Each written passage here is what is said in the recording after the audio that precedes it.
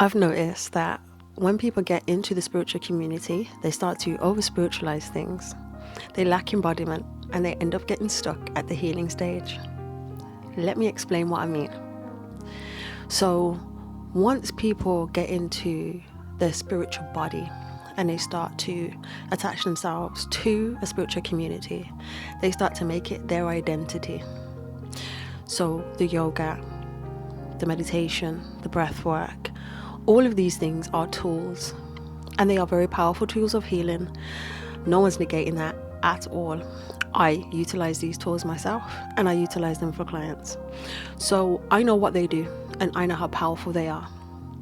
But I also have realized that many people use these tools and they feel like they are higher than everybody else, higher frequency, higher vibration than everybody else, because they are using these tools to better themselves. It isn't about higher and lower. Let me repeat that. It is not about higher and lower. It's about regulation, regulation and alignment. Because if you're not regulated, if your nervous system is not regulated, you cannot attract what it is that you want. You cannot heal, because you are in a state of dysregulation. The idea is, the goal is to regulate the nervous system. Yes, you have to continually maintain this process throughout your journey. It's not just, one regulation, it's all done. But it's about regulation, which brings you into alignment. But you then have to make sure that you are interrupting all of those unconscious patterns consciously. So this is why people get stuck in healing. They use the yoga as a crutch. They use the guided meditations as crutches. They use all of these tools as a crutch instead of a gateway. It's not something where you're supposed to just utilize that and think that that's going to do everything for you. It's a tool. It isn't you. It's a tool.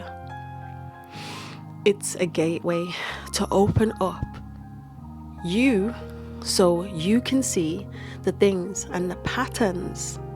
You can get some pattern recognition happening, so you can recognize the patterns inside yourself that need to be rectified, that need to be healed, that need to be cleared, in order for you to come back into alignment, so you can be more of yourself.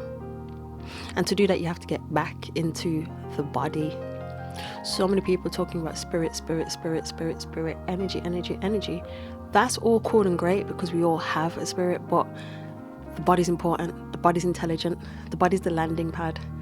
And this is what everything lands on. This is what everything sits in. So the trauma you're feeling, it sits in the body.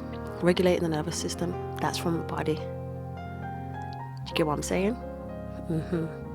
When trauma is sitting in the body, it becomes blockages. You cannot align properly. So you're using the breathwork, you're using the yoga, you're using these tools, but the patterns are still existing because you're not opening the gateway fully and properly. And then you over spiritualize, feeling like, I only supposed to be doing all these spiritual elements in order to make sure that I am spiritual and I'm high vibrational. That's not how it goes, because if you stay within that spiritual realm, it can become escapism. I've been there. It can become where you're trying to escape the body constantly. I know people that go to psychedelic experiences all the time, and they are trying to search for something. They're trying to search for that peace inside themselves. But the only way they're going to get that peace is getting back into the body and accessing what the body has been holding inside of them in order for them to clear the way. The psychedelics ain't going to do that for you. It can help you. You can use it as what? A tool. It's a tool. It's a gateway. It's an eye-opener. It shows you what you need to actually be showing yourself. It shows you what you need to work on. And then people feel like the integration process is, let me just sit back and let all this land in the body. Well, no. Integration means you gotta do some work. Integration means you gotta interrupt the patterns. So you've got to notice the relationship you have with your father is in tatters. And now you're wondering why your relationships with men are always rubbish and you're blaming it on the men. No. Get yourself back to the relationship with your father, and you'll begin to realize it's that's making your relationships with men the way it is. Heal that. See where you're going wrong. See where you're reacting in a negative way. See what patterns you're holding that are preventing you from really accessing that part of yourself, because it's self that you have to deal with. Every single person that comes to you is just reflecting back to you the state of your own nervous system. You're co-regulating with every single person you meet, and they're reflecting back to you the state of your nervous system. Same as them. They're reflecting, you're reflecting back to them the state of theirs. And sometimes we meet people and it's like, oof, no, this one's not for me. And you know straight away, because why? Because they reflected back to you and you didn't like the feeling it gave you. And so many people are stuck here. They're missing here. So they're over spiritualizing, they're high and mighty in the ego. And then what does that do? Prevents you from getting to embodiment. What happens in embodiment?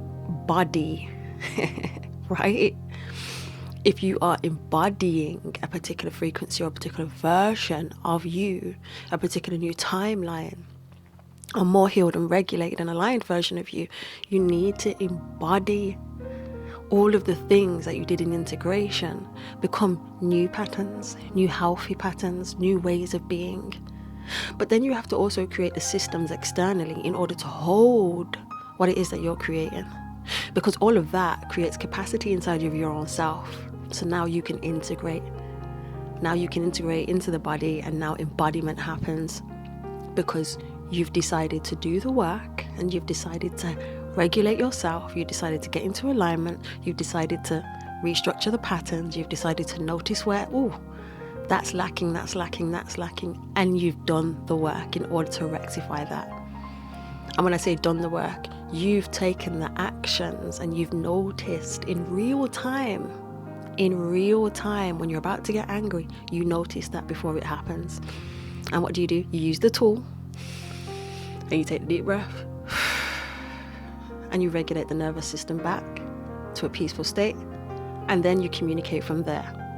And this is what brings embodiment. You can't get to the embodiment without doing these things. Now you're the living, breathing action of that. Now everything flows through you. You don't have to try because you're just being. Does that mean you don't have to do action? Of course you do. But now you've got capacity inside of you to hold your vision, to hold more of yourself, to anchor more beautiful light inside of the vessel. But you also have capacity to create a beautiful life, especially if you're creating the systems outside of yourself too. If this has landed with you, I'm going to be hosting a nervous system and emotional release experience. It's going to be powerful. It's time for you to get back into the body, release the trauma that's sitting within it, and I can help you to do that, gain more capacity and regulation. Thank you for choosing you. You're amazing. Don't forget it.